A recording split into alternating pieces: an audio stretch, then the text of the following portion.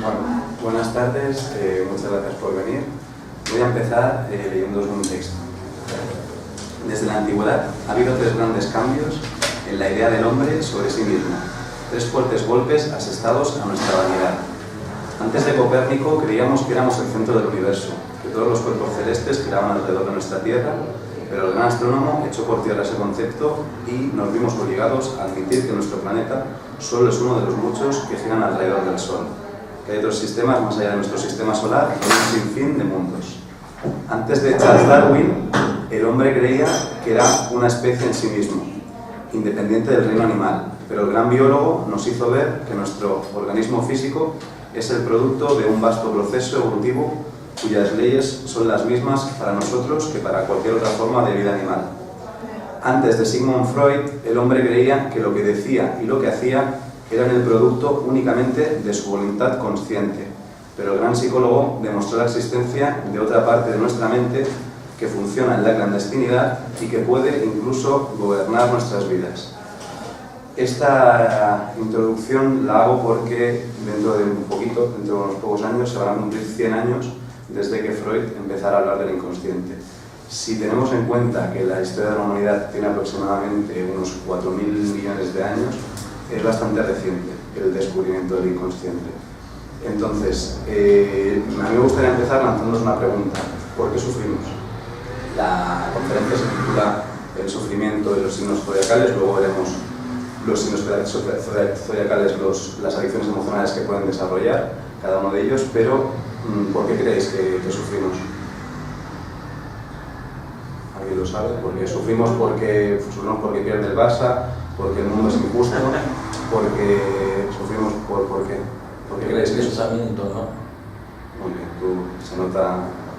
Mariano, que llevas tiempo aquí. Llevo tiempo ya pensando, cuando soy jubilado... ¿Qué he dicho? Por el pensamiento. ¿Alguien cree que sufrimos por otros motivos? ¿Sufrimos por el compañero del trabajo que siempre está encima nuestro, que abusa de nosotros? ¿Sufrimos por qué sufrimos?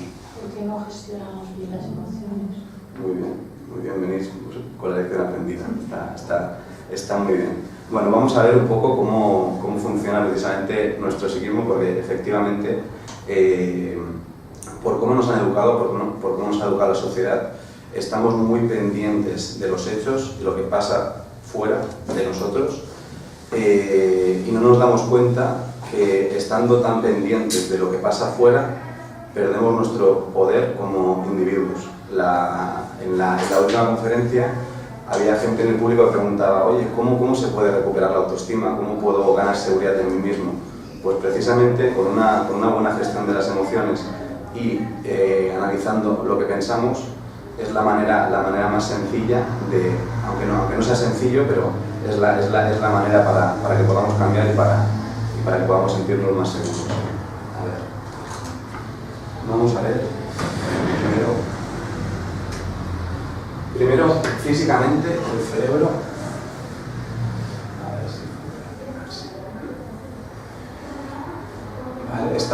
vale, en el cerebro, de hecho, hay tres cerebros. Habría aquí uno de ellos, que sería el cerebro reptiliano. Bueno, reptil o animal. Luego, aquí estaría el cerebro emocional. Aquí estaría el cerebro racional.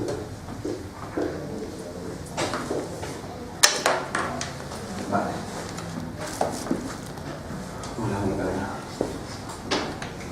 Bueno, el último cerebro que hemos descubierto es este, y es el que ahora mismo estaría en auge o de moda, porque la educación se han dado cuenta que solo incentivando este cerebro, el racional, que estarían los dos hemisferios, el derecho y el izquierdo, pues sí que podemos conseguir igual acumular muchos conocimientos, pero ya lo estamos padeciendo ahora, que cada vez hay más casos de niños con déficit de atención, niños hiperactivos, Eso también es en parte por el ritmo, que en pocos años la sociedad, antes las cosas se hacían de una forma, con un esfuerzo, con una paciencia, con un tiempo entre medio antes de conseguir algo, y ahora es todo como instantáneo, es todo muy, muy rápido. Entonces, eso ha afectado. Pero, básicamente, si los niños no son así, es porque no tenemos en cuenta esta parte, que es el cerebro emocional. Datos importantes que tenéis que tener en cuenta de cómo funciona nuestra mente. Nuestra mente, bueno, esto sería el cerebro físico y luego la mente. La mente produce diarios de 50.000 a 60.000 pensamientos.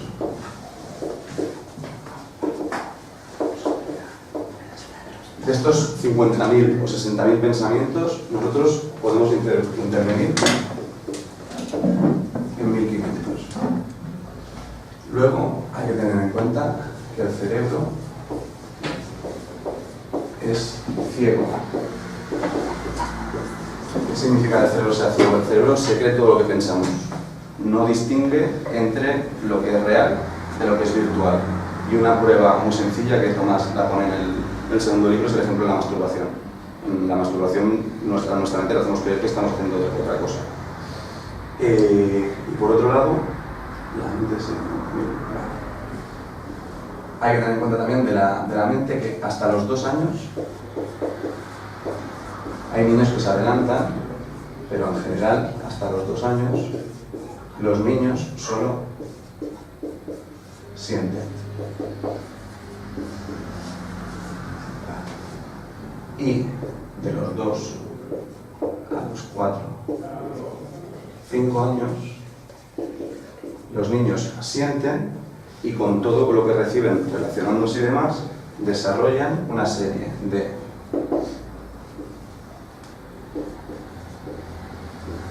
creencias,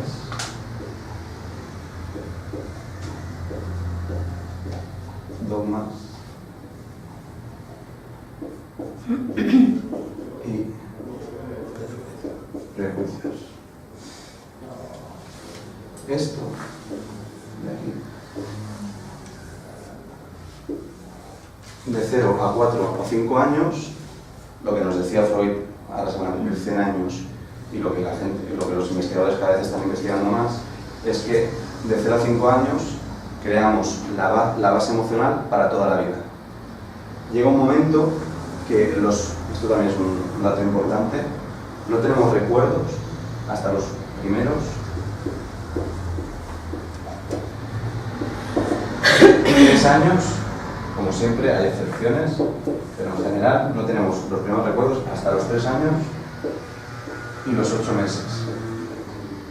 De ahí la dificultad para ir a la infancia y decir qué pasó. Eso, de 0 a 5 años, ¿alguna pregunta hasta ahora? ¿Todo el mundo lo sigue? ¿Todo el mundo está bien? ¿Sí? Eso, de 0 a 5 años creamos la base emocional que vamos a repetir para el resto de nuestra vida. ¿Por qué? Porque el cerebro o la mente es esto, sería mar. Y el ejemplo más representativo normalmente de la mente es este. Esto sería un iceberg, ¿vale? Esta sería la punta del iceberg. Esto representaría el 10% de nuestra mente que es consciente y el 90% es inconsciente.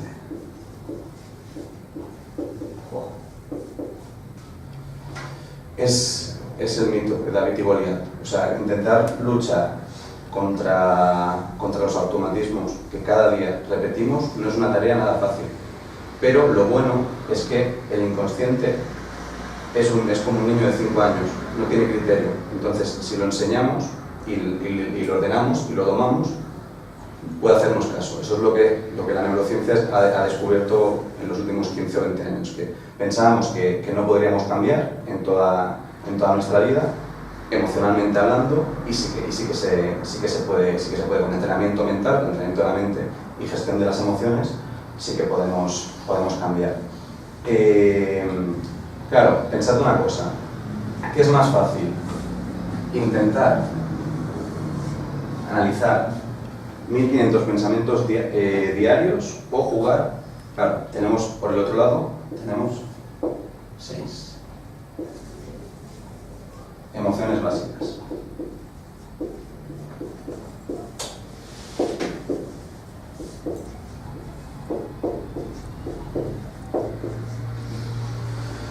Seis emociones básicas que son la ira, el miedo, la alegría, la sorpresa, la tristeza,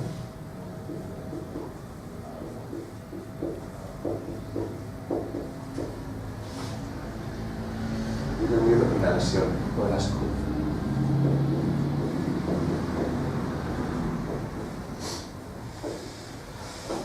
Estas serían las 6 emociones con las que nos movemos. Hay una película de dibujos animados muy recomendable que os explica precisamente esto, que sería esta parte del cerebro que han descubierto, el cerebro emocional, que la única que no está es la sorpresa, porque bueno, hay psicólogos que tienen en cuenta 5 y hay quien tiene en cuenta 6 emociones. Y bueno, y de una forma muy divertida explican cómo quien toma el mando de una niña que vive en la infancia y luego tiene que pasar a la adolescencia.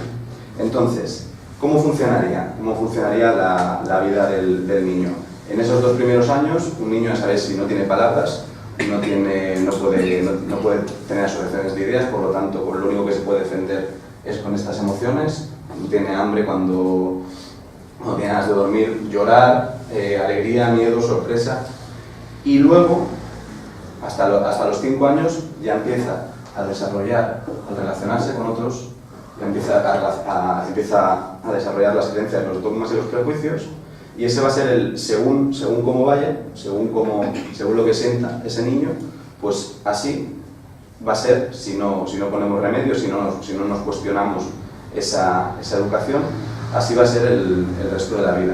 Entonces, el saber esto, ¿para qué nos sirve? Básicamente para que, aunque sea un deporte nacional, pues si precisamente queremos tener seguridad de nosotros mismos y tener autoestima, el conocer esto nos sirve para no tirar pelotas fuera. O sea, cuando durante el día, por el motivo que sea, sufrimos, no podemos decir que sufrimos porque ha perdido el Barça, porque aquella persona en la calle me ha mirado mal, porque en el fondo son las ideas preconcebidas que tenemos las que provocan que esa persona pues se tenga, o sea, que yo le exija que se comporta como yo quisiera, y porque no se comporta como yo quiero, entonces sufro o no me gusta o es una enemiga o no sé, hasta aquí alguien se ha perdido.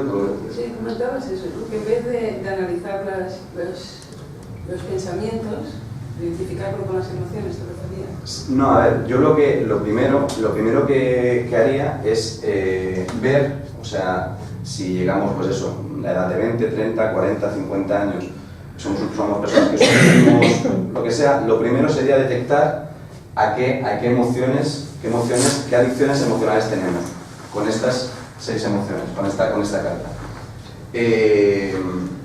Una vez sepamos a qué somos adictos, normalmente vamos a ser adictos, la gran mayoría de la humanidad, a la ira y al miedo.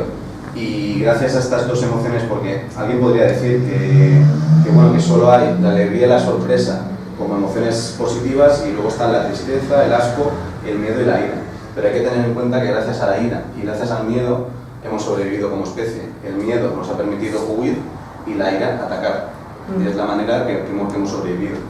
Entonces, una vez sepamos las adicciones emocionales que tenemos, entonces sí que vamos a ir aquí.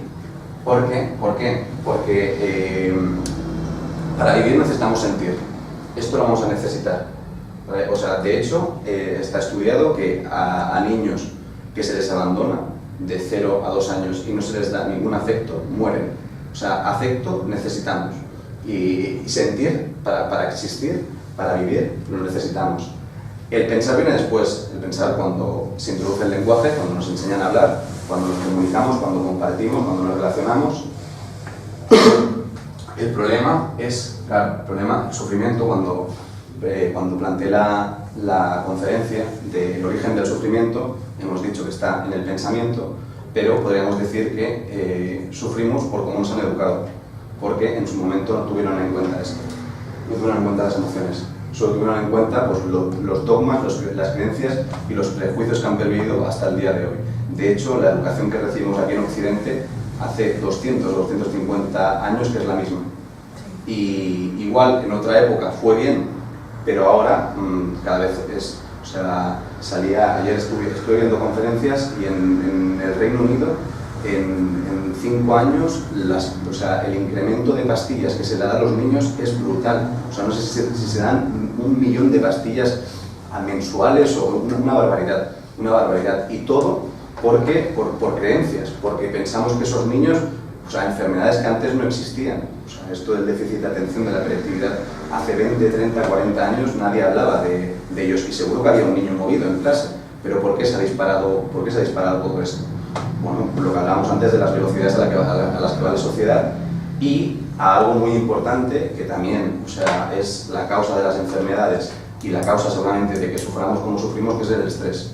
El estrés, hay un estrés que sí que, igual que el miedo y que la ira, sí que va bien, o sea, tener estrés para el cuerpo, para según qué hacer qué tareas, pero en general ir al ritmo al que vamos, o sea, a la única que le puede, o al único que le puede ir bien que estemos tan estresados, es a alguien que nos quiera vender luego una cura a eso, a una medicina o la sociedad en sí, el que haga negocio con todo esto.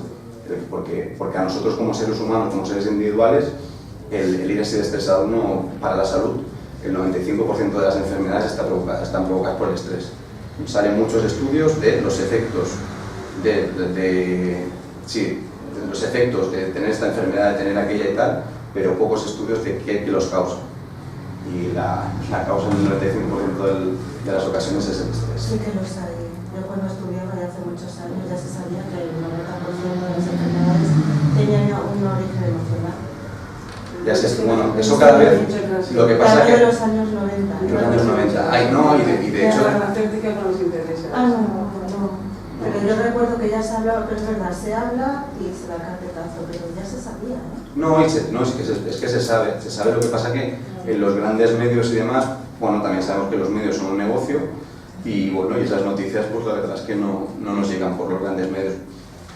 Por redes sociales y demás sí que hay mucha información y si vas a la universidad y demás pues también igual pues te lo comentan, pero luego es otro de los problemas que nos educan con unos ideales que luego no realmente, o sea, a mí me educaron con el ideal, yo tengo ahora 29 años, y que me educaron con el ideal que iba a ser feliz si tenía una pareja, si tenía un piso, un coche, bueno, y luego pues lo que hicieron mis padres.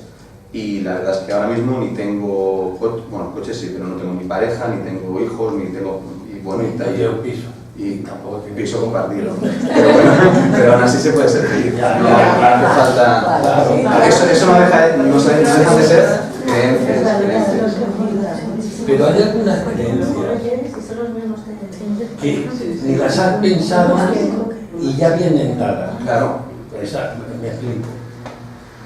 Tú tienes un hijo y ya sabes, sin pensarlo, que se va a casar, que va a tener un hijo, que tú serás abuelo, que no sé qué, que no sé cuánto.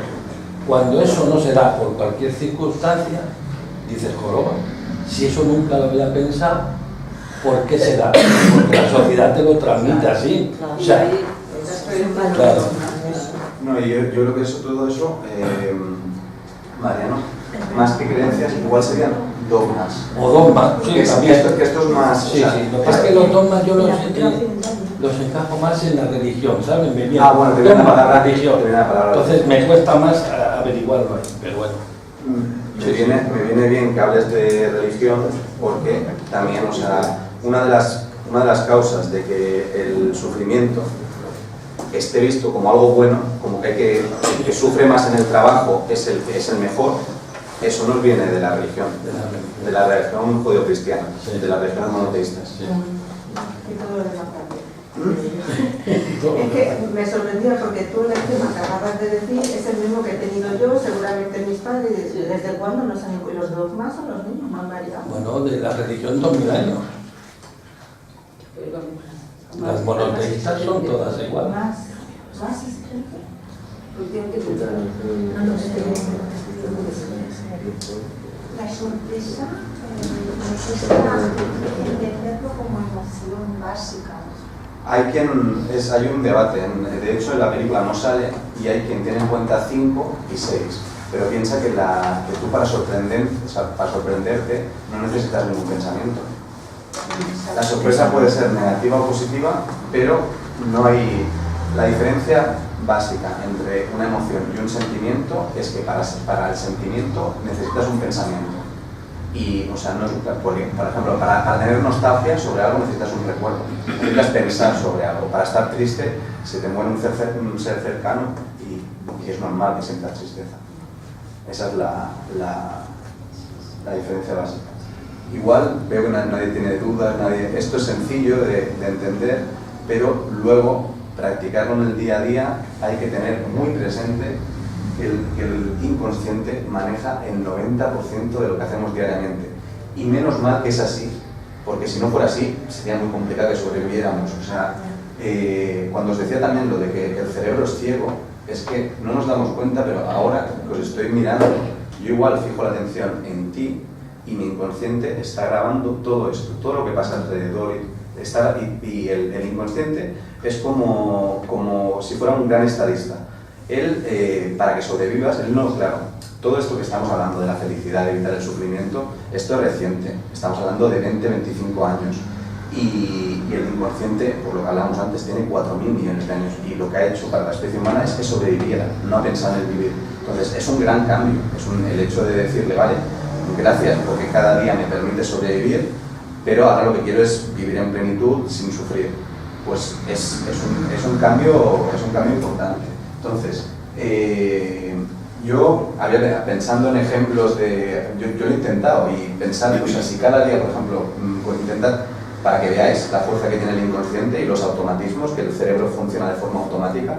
Y funciona de forma automática porque cuando utilizamos el consciente, cuando intentamos razonar, intentamos pensar y demás, la energía que gastamos es demasiada. Entonces, le impedimos al inconsciente que haga sus funciones diarias. ¿Vale? Entonces, si el inconsciente lo que trata siempre es eso, de funcionar de forma automática para que no haya ningún susto, para que no haya ningún problema. Esto que estoy explicando, que igual puede sonar, puede chocar o demás, hay un par de vídeos muy buenos, están colgados en YouTube, que se llaman El cerebro automático, y está el poder del inconsciente y la magia del inconsciente. Y explica esto muy bien.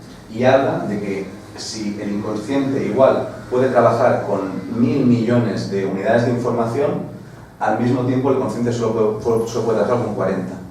O sea que realmente hay que agradecer ahí. O sea, a veces cuando una persona que ha sufrido mucho, que empieza a investigar sobre todo esto, lo primero que surge es echarle la culpa al inconsciente, en plan, ya sea al inconsciente, al karma o lo que sea, pero echarle la culpa a alguien. O sea, qué malo es el inconsciente que me hace repetir o me hace sentirme siempre de la misma forma.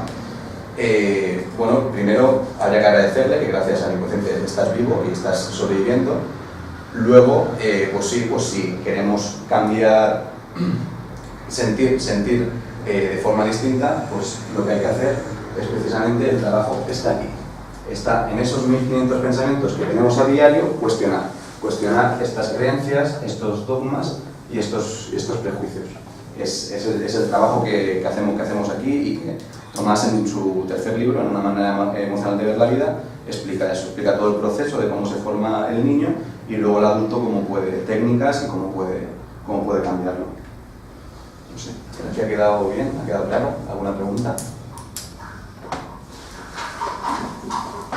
Mire, yo tengo un miedo horroroso a las enfermedades, a hacerme pruebas médicas y todo eso. Se me dispara el corazón, me entra un pánico que no soy capaz.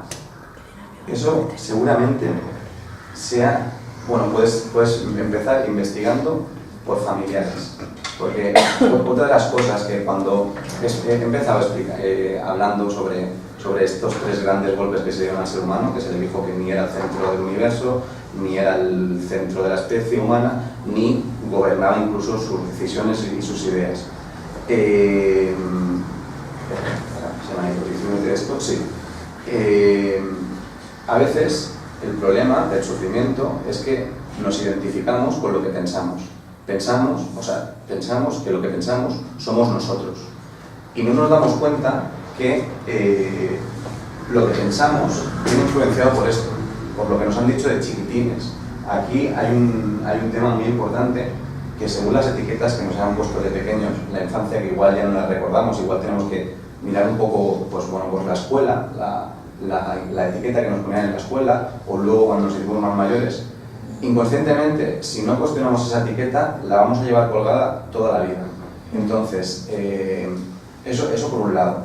Y por otro, igual desde ramas más místicas, espirituales, pero hay quien habla de libros de textos sagrados, que lo que pensamos en nuestros pensamientos también están nuestros ancestros, está nuestra familia.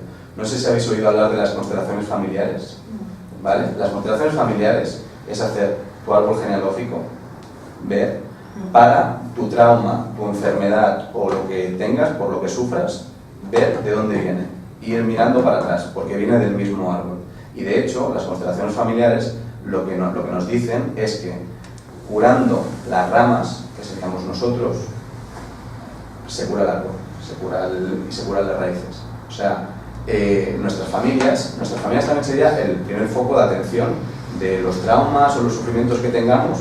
En la infancia hemos estado allí y es donde hemos mamado las creencias, bueno, luego la sociedad también, obviamente, como vamos a la escuela, también influye, pero muchas creencias y muchos prejuicios los hemos visto de papá o mamá, y también con eso, al principio cuando empezamos a indagar, lo primero es, si hemos sufrido, nos hemos sentido abusados, es echar la culpa a mamá, papá o al hermanito o a quien esté por medio. No es eso, o sea, en ese momento ellos te educaron de la mejor manera posible, no sabían, lo hacían de forma inconsciente, y si tú realmente quieres dejar de sufrir, es una responsabilidad individual, es nuestra. Entonces, yo ahí indagaría, o sea, si esos miedos y tal, preguntar a tías, abuelas, qué pasa, si quieres en la familia, o si no, pensar qué prejuicio tienes sobre las enfermedades, qué creencia te hace pensar que la enfermedad o que ese miedo piensa que es algo irracional, es una emoción que es ir para atrás. No sé si el miedo o es miedo a sufrir más o sufrimiento, porque claro, ir a médicos y coger enfermedades y operaciones y todo el rollo, pues todo eso pues da sufrimiento, ¿no? Y entonces no sé si el miedo se dispara en el momento que tengo que ir, se me dispara el corazón y no soy capaz. Y entonces yo pienso que es el miedo a sufrir, a mi manera. Ya, pues piensa que el sufrimiento no deja de ser un producto de pensar más allá al ir al médico o a la enfermedad, que cuestionarse la idea que tienes. Claro, ir al médico es descubrir enfermedades es sufrir. Pero bueno, también puedes ir al médico y que estés bien. Ya, pero quiero decir que, bueno, cuando ya se sospecha algo, ya sé que a mí me pasa. Y no soy capaz ni de hacerme un análisis de nada. Por miedo. Y eso es lo más importante porque es la salud. Si se tiene fobia a subir a un ascensor, se sube por la escalera o lo que sea, pero es que la salud... Soy consciente de eso, pero no con la enfermedad de nadie, de algún familiar. Claro, malo siempre hay una manera de todo. Traumatizar o de matar a muchos pequeños. Te tuviste que quedar sola con alguien de niña, escuchaste al médico algo que dijo, algo que te has condicionado. Claro, sería cuestión de estudiar, porque de no llegar a mí. No, es que no hay otra manera. Que no hay otra manera, si te quieres quitar ese miedo. Bueno, sí, para quitar los miedos es importante ser conscientes de ello. La manera de sanar este tipo de miedos y demás puede ser doloroso, pero es ser consciente de que viene lo que te comentaba ella. Puede ser que de chiquitina algún familiar cercano padeciera una enfermedad. No sé dónde se me ha disparado, porque yo cuando era joven sí no tenía este miedo. Bueno, claro, tampoco había ido a los médicos. Es lo que ha dicho antes, no puede ser de los 0 a los 5 años y no recordarlo. Una imagen, Imagínate eso, el caso de que... la imagen de un hombre, imagínate tú pequeñita, el médico sería enorme para ti, y con la cara, imagínate si era para la muerte de un familiar, algo que escuchaste, algo que viste, tú lo borraste de tu mente en ese momento. Pero se quedó ahí, la emoción se quedó ahí y se dispara cuando te acercas a todo. Y cuando tengo que hacer algún papel, alguna cosa, lo soluciono todo. Y voy enseguida a solucionarlo, pero cuando toca ir, ya estoy. Yo lo que te aconsejaría es que, aunque vayas con miedo, que lo hagas. O sea, aquí el hecho de, cuando una vez nos damos cuenta de las adicciones emocionales que tenemos y vemos de dónde las raíces, o por ejemplo cuando alguien ha tenido una mala experiencia en un restaurante que dice no vuelvo más a este restaurante, porque el hecho de pasar cerca pues te remueve algo. La manera de curar esos males es vivir la experiencia y vivirla bien. Sí, enfrentarse a ello. Enfrentarse a ya ello. lo sé. Es complicado, muy fácil decirlo. Pero el problema es que no puedo, que se me dispara el corazón y no soy capaz. Ves en salud, no te esperes a que te pase algo para ir. Ves en salud, o ves como acompañante, créate otras circunstancias. Puede ser una manera de... ¿Puedo contar una anécdota? Sí. Porque tiene relación. Cuando mi hijo era pequeño, se echaba a llorar y tenía miedo, y se nos hablo de un niño de meses, de no llegaba al año, pequeñito, lo que estamos diciendo. Cuando entrábamos en una churrería que había justo abajo de nosotros, que eran vecinos, de toda la vida, el niño lloraba, cogió pánico, no quería entrar. Me costó descubrir por qué, hasta que vi que tenía la misma reacción al entrar en el médico. Porque el churrero llevaba la bata blanca igual que el médico. Claro, todo eso... ¿Cómo lo vencimos? Todo esto es muy sutil. ¿Cómo lo vencimos? Entramos un día, se lo dije al hombre primero, él cuando lo supo pues le ofreció al niño unas cortezas, una cosa. Cuando se creó una experiencia nueva, con ese señor dejó de tener miedo, se descondicionó. Pero si yo no lo hubiéramos arreglado, pues a lo mejor él no hubiera sido capaz de sentarse en una churrería en la vida, por decirte una tontería, ¿no? Es algo así lo que te ha pasado. Es tan complicado. Cuanto más vueltas le des, pero es más vale es pasar a la acción. Hemos hablado un poco de dónde se origina el sufrimiento y sus causas. Vamos a hablar un poquito de qué actitudes podemos tomar para combatir el sufrimiento.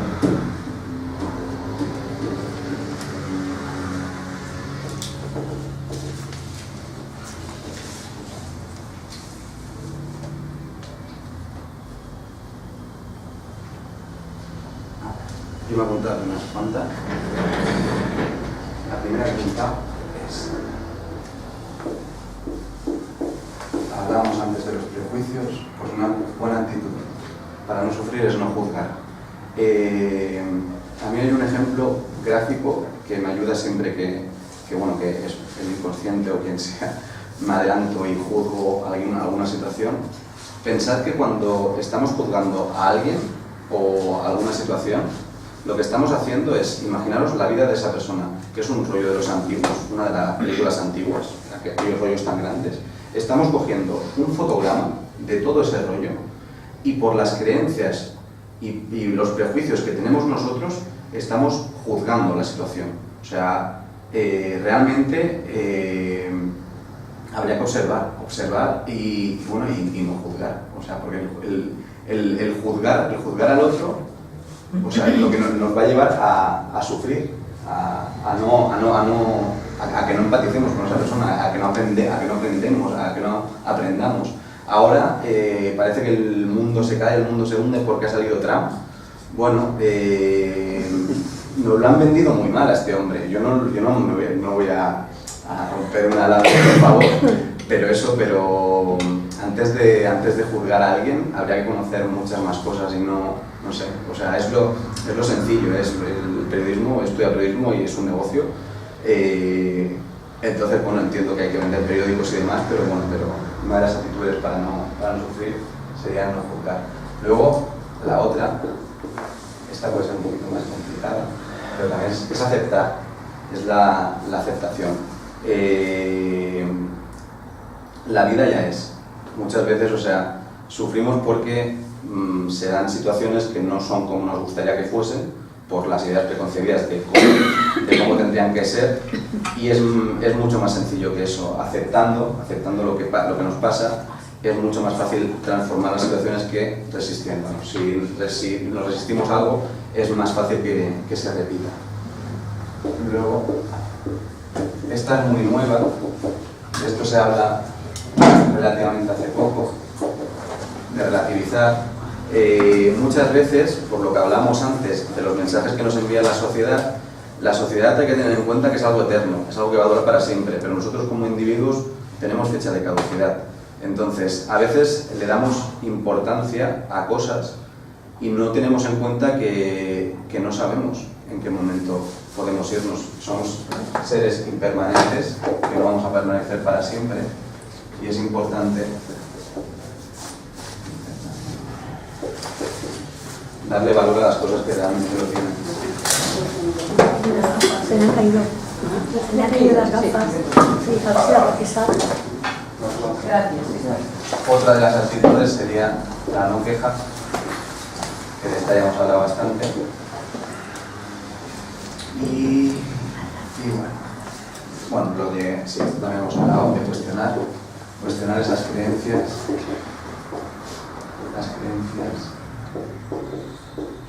los dogmas y los prejuicios. Y por último, esta, si no la más importante, de las más importantes, en el sentido del humor. Woody Allen tiene una frase muy buena que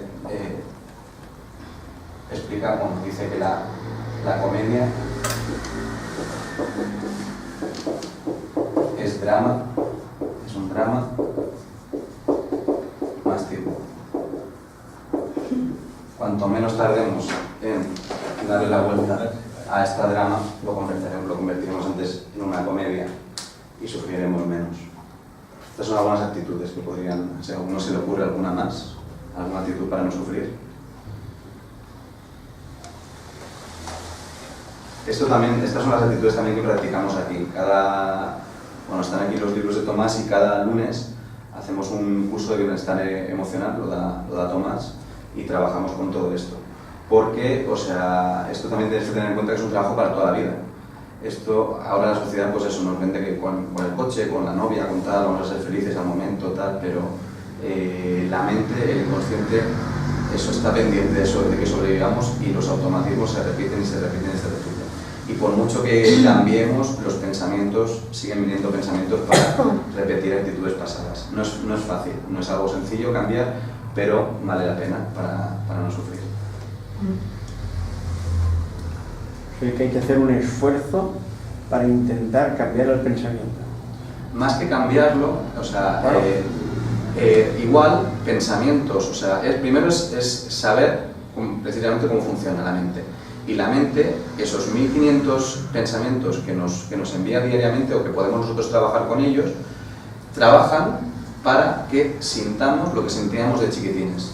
Las emociones, lo que sentimos, se nutre de esos pensamientos. Entonces, si estamos, por ejemplo, acostumbrados de chiquitines a que abusen de nosotros, es muy fácil que cada día tengamos pensamientos de que aquel de allí o tal va a intentar abusar de nosotros. Entonces, el tema es, primero, darse cuenta de lo que sentimos. Sentimos igual ira o sentimos miedo o tristeza porque abusan de nosotros. ¿A qué somos adictos?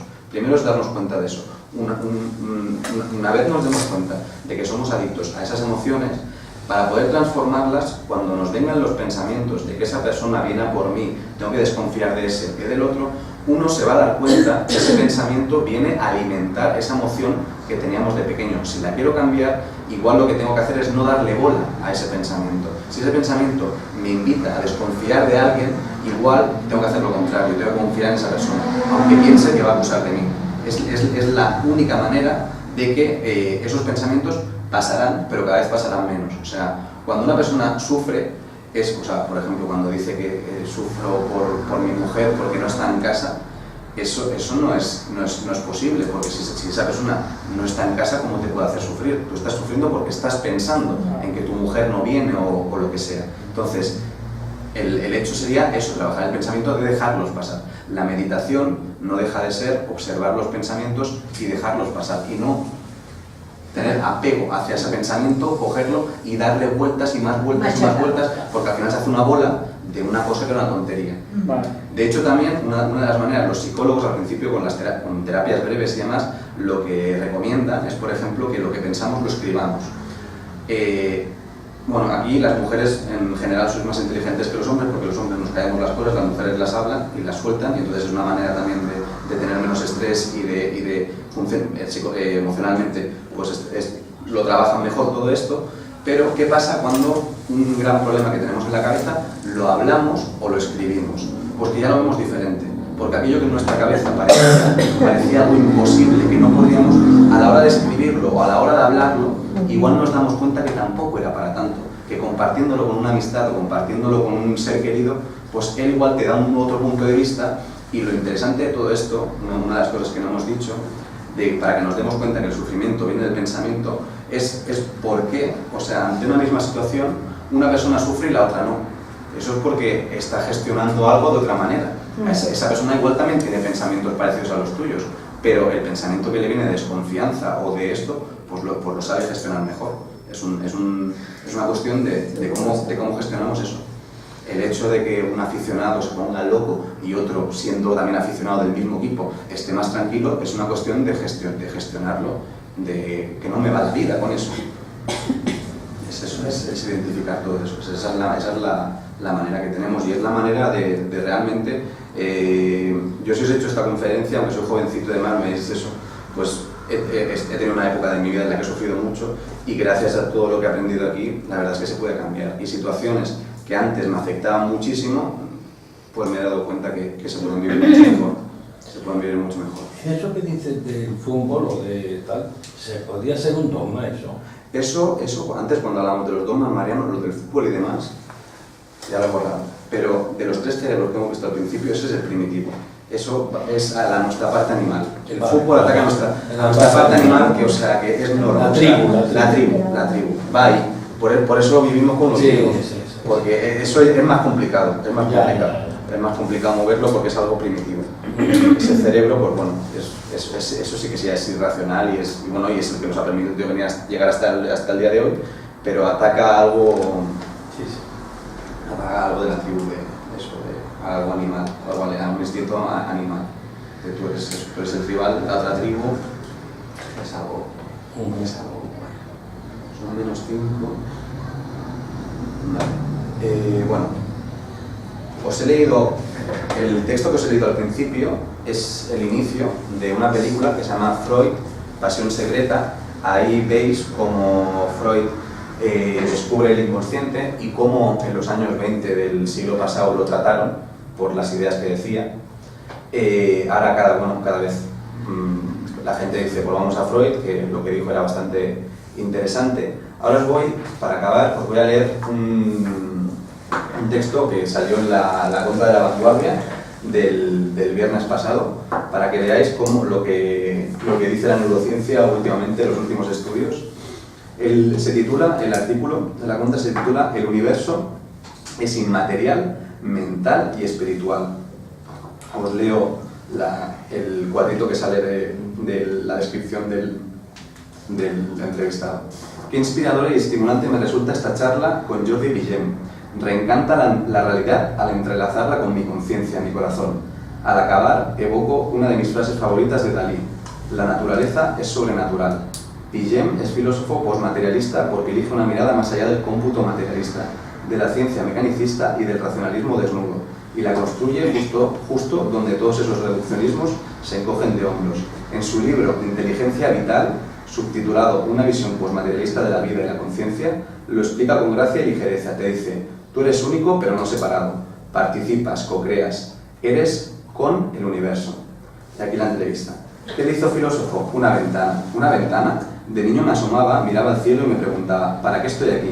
Me gustaba la ciencia hasta que supe que mis preguntas eran para la filosofía. Y se dedicó. Sí, aunque empecé siendo periodista ecologista en la revista Integral. Creía que la información mejoraría el mundo. ¿Y no? Tenemos más información que nunca y destruimos como nunca. Tenemos ciencia sin conciencia. Y me doctoré en ciencia holística en el Schumacher College en Inglaterra. ¿Qué enseña esta disciplina? Que los últimos hallazgos de la ciencia indican que el paradigma materialista se agota. ¿Qué es el paradigma materialista? Desde Galileo y Descartes, la ciencia sostiene que solo existe lo mensurable y hemos antepuesto lo material a lo inmaterial, el dinero al alma. Pero resulta que lo más importante es lo que no puede medirse ni pesarse. ¿A qué se refiere? A la bondad, la belleza, la amistad, el amor, la justicia y al mismísimo universo. ¿El universo no puede medirse? La ciencia solo puede conocer el 4% del universo. El 96% es materia y energía oscura, indetectable. La ciencia llega a un cul-de-sac. Conclusión: el paradigma materialista y mecanicista se agota en el macrocosmos, es relativista, y en el microcosmos es cuántico, así que toca otro paradigma, el posmaterialista. ¿En qué consiste? Lee el final de este artículo en la prestigiosa revista Nature. El universo es inmaterial, mental y espiritual. ¡Ostras! ¿Quién dice esto tan gordo? Richard von Henry, físico y astrónomo de la Universidad Johns Hopkins, y concluye así: vive y disfruta. ¿Un científico posmaterialista? Claro, el universo no lo forman cosas, sino relaciones. Es un océano de relaciones, vibrátil, esporádicamente manifestado en cosas, en átomos, como en el océano, las olas. Muy bonito y real. Ahora mismo, mientras hablamos, están obrándose prodigios en ti y en mí. ¿Qué pasa? Todas tus células, decenas de billones de células, cada una única y distinta, se intercambian moléculas del modo idóneo, preciso, exacto. Por eso vives y sigues sano. Bendita sea. Lo hacen con más eficacia, productividad y sostenibilidad que cualquier fábrica. ¿Cómo lo explica el posmaterialismo? Inteligencia vital, así la llamo, porque la inteligencia es connatural a la vida. ¿La vida es inteligente o no es vida? ¿Una ameba es inteligente? Sí. Una bacteria, una célula, una planta, todo animal, inteligencia. Una planta aprende, memoriza, tiene percepción e intención. Con toda forma de vida. No hay vida sin inteligencia, ni inteligencia sin vida. Sí, hay inteligencia artificial. Si no siente, no hay vida, no hay inteligencia. Altísima capacidad de cálculo, sí, dice Magnus Carlsen, campeón mundial de ajedrez. Yo veo la jugada, la siento, no dice pienso, dice siento, inteligencia vital. Define inteligencia: capacidad de responder creativamente y de manera óptima al entorno. La araña teje telas 5 veces más resistentes que el acero en relación con su peso, inteligencia vital. La naturaleza es sabia, decimos. La naturaleza se esmera en crear las formas más bellas y maravillosas, dice Darwin en El origen de las especies, inteligencia vital. ¿Y qué hay de nuestra humana inteligencia, de nuestro cerebro? Eres co-creador de realidad, participas del universo, tu conciencia crea. Así lo avanzó el gran físico Rödinger. La base de la realidad no es la materia, es la conciencia. Voy de sorpresa en sorpresa. Lo no observado no existe, predicó el físico Bohr. Eres co-creador de la realidad. El posmaterialismo se abre a lo inmaterial, valores, intenciones, conciencia, lo que la ciencia no contempla. Pero la ciencia nos ha dado muchísimo, pero al tirar el agua sucia de la bañera, la superstición, el dogma, tiró también al viviente bebé que había dentro. Rescáteme al bebé, el corazón. Tu corazón tiene sus neuronas, lo sabías, y está enviando más información a tu cerebro que al revés. No sabía eso tampoco.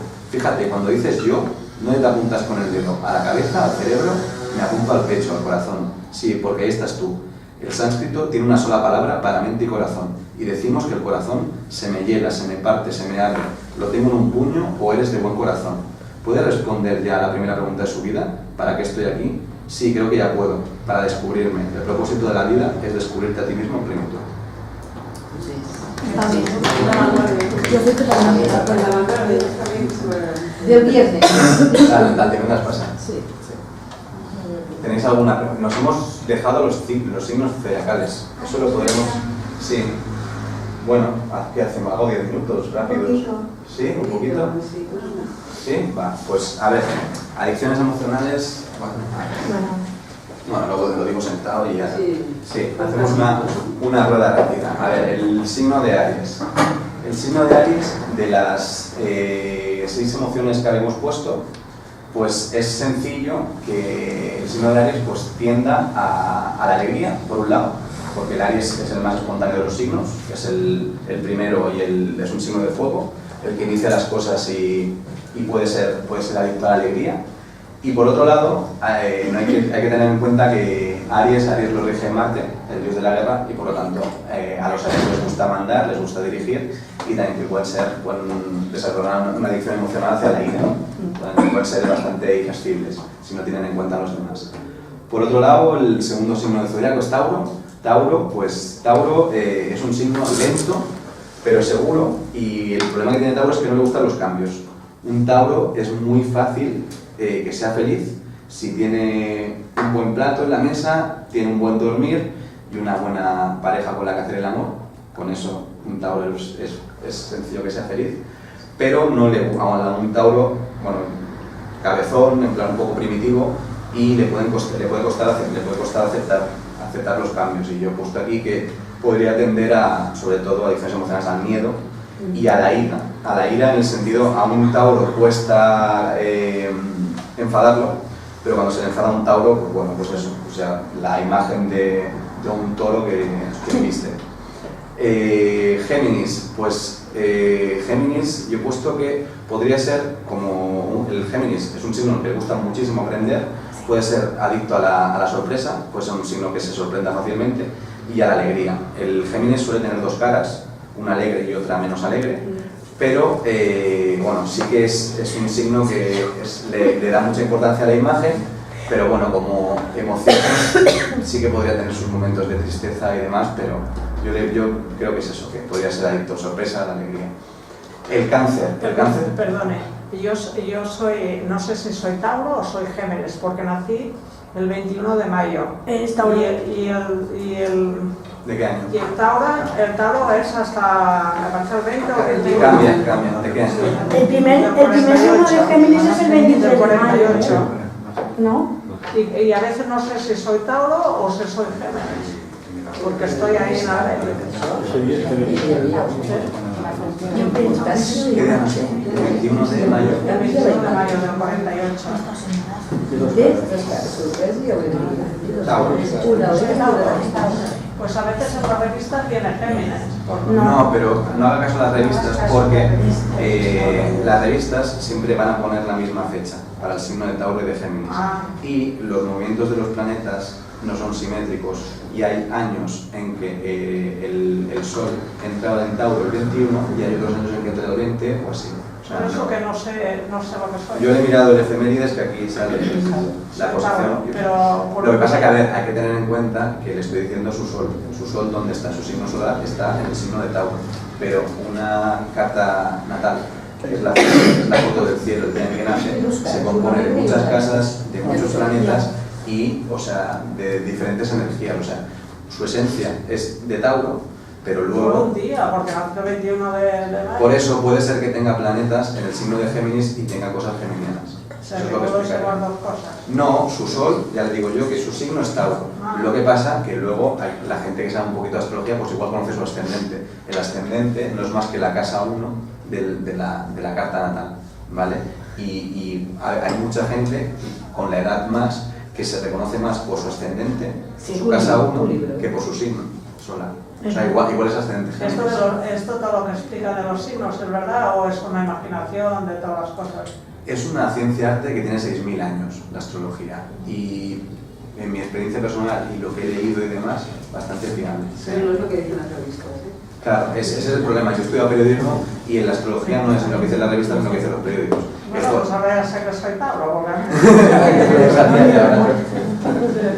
Bueno, Cáncer es sencillo que caiga en la tristeza y en la ira. A Cáncer lo rige la luna y suele tener un Cáncer, ataques lunáticos, y luego es el Cangrejo, que siempre el recuerdo, la melancolía, siempre mirando para atrás. Leo, pues Leo es un signo de fuego, puede tener, por esa necesidad que tiene de que lo aplaudan y de que lo admiren, puede tener adicción o al menos mostrarse alegre, pero también un Leo puede ser muy soberbio y puede también tener una adicción a la ira. A ser... ¿Y el Tauro qué es? ¿De qué es? ¿De fuego? ¿De tierra, aire? Tierra, es un signo de tierra. De tierra. El signo de Virgo, pues el signo de Virgo he puesto que, por cómo son los Virgos meticulosos y demás, podrían tener una adicción al asco, a según qué cosas que les diera asco. Y luego el miedo en la astrología Virgo tiene mala prensa en el sentido de mentirosillo, y es más por inseguridades y miedos de la necesidad de mostrarse ante el otro de una forma impecable que otra cosa, ¿no? O sea, el signo Virgo es el más práctico del zodiaco, es el manitas o el mayordomo, es de las mejores personas que te pueden servir. O sea que son miedos internos. Escorpio he puesto, el Escorpio es un signo de agua que le gusta profundizar, y bueno, y he puesto que puedes desarrollar adicciones en cuanto al miedo y a la ira. A la ira por su ambición, porque los escorpios suelen ser personas muy ambiciosas, y la ira puede ser una manera también de posicionarse, de pisar o de subir escalones en el estrato social. A Sagitario, si yo he puesto que es pues un signo que es un signo que a Sagitario lo rige Júpiter y de altibajos, pero le he puesto que puede desarrollar las adicciones precisamente de la alegría, que son normalmente signos, un Sagitario normalmente te ríes, con un Sagitario son signos divertidos. Y por otro lado también la sorpresa, en ese sentido es el opuesto a Géminis, y también Sagitario es la mente superior, le gusta aprender y por lo tanto hay cosas que le pueden sorprender. Se me ha olvidado el Libra. Sí, es verdad. Es verdad, no, ahora viene, sí, lo tengo aquí saltado, ahora no os Sí, preocupéis. porque mis nietos son Libra Pues y ahora le comento. pequeñitos y quiero saber. Sí, justo, mira, pues he puesto del Libra, he puesto que es a Libra lo rige Venus, por lo tanto es una persona a la que le gustan las artes, la belleza, la armonía, el amor. Entonces he puesto que puede ser adicto a la alegría, a intentar que en los lugares en los que esté haya armonía y haya eso, alegría, y no se sufra.